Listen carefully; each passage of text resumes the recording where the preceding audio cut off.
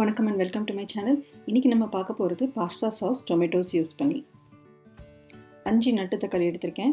5 நட்டு தக்காளியும் கீழே இந்த மாதிரி லைட்டாக கீறி வச்சுக்கணும். 2 பெரிய சைஸ் பூண்டு எடுத்திருக்கேன். அது இந்த மாதிரி தோல் நீக்கிட்டு இந்த மாதிரி சின்னதாக நறுக்கிக்கணும். ஒரு பெரிய சைஸ் ஆனியன் எடுத்ததுனால அதில் நான் பாதி தான் யூஸ் பண்ண போகிறேன். அதை இந்த மாதிரி பொடிசாக நறுக்கிக்கோங்க.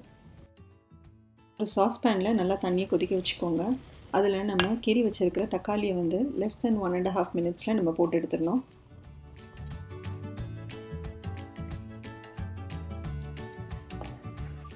இப்போ தோலை பீல் பண்ணி எடுத்துடலாம்.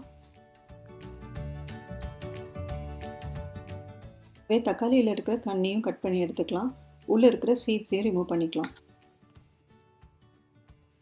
இப்போ நம்ம அதை சின்ன சங்க்ஸ் ஆக்கிக்கணும். பாஸ்தா டிஷ்ஷஸ் செய்யும்போது நம்ம ஆலிவ் ஆயில் யூஸ் பண்ணுவோம். ஆலிவ் ஆயில் இல்லை அப்படின்னா நம்ம பட்டர் யூஸ் பண்ணிக்கலாம். இப்போ ஒரு கடாய் சூடானதுக்கப்புறம் பட்டர் இல்லாட்டினா ஆலிவ் ஆயில் சேர்த்துக்கோங்க. கூடவே நமக்கு நறுக்கி வச்சுருக்கிற கார்லிக்கு அது நல்லா வதங்கி நல்லா அரோமா வந்ததுக்கப்புறம் நறுக்கி வச்சுருக்கிற ஆனியனையும் சேர்த்துக்கோங்க. ஆனியன் வதங்கும் போதே 1/4 டீஸ்பூன் உப்பு சேர்த்துக்கோங்க.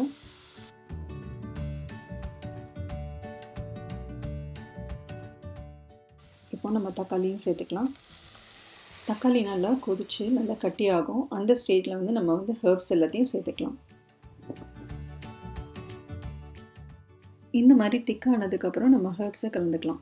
நான் இன்றைக்கி oreganoவும் பேசில் லீவ்ஸும் சேர்த்துருக்கேன். ஃப்ரெஷ் பேசில் லீவ் கிடச்சிது அப்படின்னா அதை நீங்கள் கலந்துக்கலாம். காரத்துக்கு பெப்பர் பவுடர் அப்படி இல்லைன்னா சில்லி ஃப்ளேக்ஸ் தேவையான அளவு சேர்த்துக்கோங்க. இப்போ நம்மளுடைய பாஸ்தா சாஸ் ரெடி ஆகிடுச்சு. நீங்கள் நார்மல் பாஸ்தா பண்ணுறோம், ப்ளெயின் பாஸ்தா பண்ணுறோம் அப்படின்னா இதில் நம்ம தேவையான அளவு கொஞ்சம் உப்பு, சர்க்கரை அப்படி இல்லைன்னா கெச்சப் கலந்துக்கோங்க. பாஸ்தா பேக் டிஷ்ஷஸ் பண்ணுறீங்க அப்படின்னா இந்த பேஸை அப்படியே நம்ம யூஸ் பண்ணிக்கலாம். இன்னொரு வீடியோவில் இந்த பாஸ்தா சாஸ் யூஸ் பண்ணி நம்ம ஒரு ரெசிபியை பார்க்கலாம். இந்த வீடியோ அண்ட் ரெசிபி உங்களுக்கு பிடிச்சிருந்தா மறக்காமல் உங்கள் ஃப்ரெண்ட்ஸ் கிட்ட இதை ஷேர் பண்ணுங்கள்.